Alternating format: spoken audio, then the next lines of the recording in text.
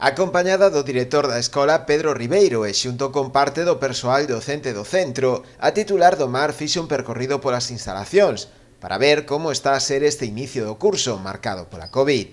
Durante a visita puido comprobar tamén o resultado da posta en marcha de diferentes medidas por parte da dirección do centro para dar cumprimento a todos os protocolos que establecen as autoridades sanitarias e garantir así a seguridade tanto de alumnos como a profesores. Pensaron en todo, nos estamos facendo un recorrido para ver que todas as entradas, todas as saídas, a sala COVID, a sala de illamento por se houber algún caso, as distancias de seguridade entre os alumnos,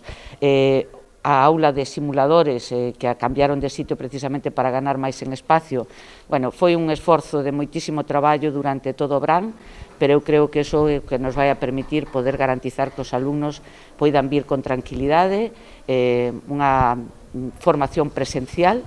unha formación moi técnica, como sabedes, para todo aquel que se vai a dedicar á actividade pesqueira. Durante a súa visita, Rosa Quintana puxo de relevo a importancia deste tipo de centros de cara a garantir unha mellor formación marítimo-pesqueira, coa finalidade de acadar o ansiado relevo xeracional no sector. Creo que o compromiso da Consellería do Mar ten que ser sempre en motivar a xente a que veña á formación náutico-pesqueira. Entendemos que un paso importante para o relevo xeracional é que os xóvenes encontren nesta actividade unha actividade atractiva e para iso o máis importante é ter as nosas escolas o millor dotadas posibles, ca millor posibilidade de formación tamén para os nosos alumnos. Neste sentido, incidiu en que este ano as contías asignadas á formación no orzamento da Consellería do Mar medraron máis dun 4%,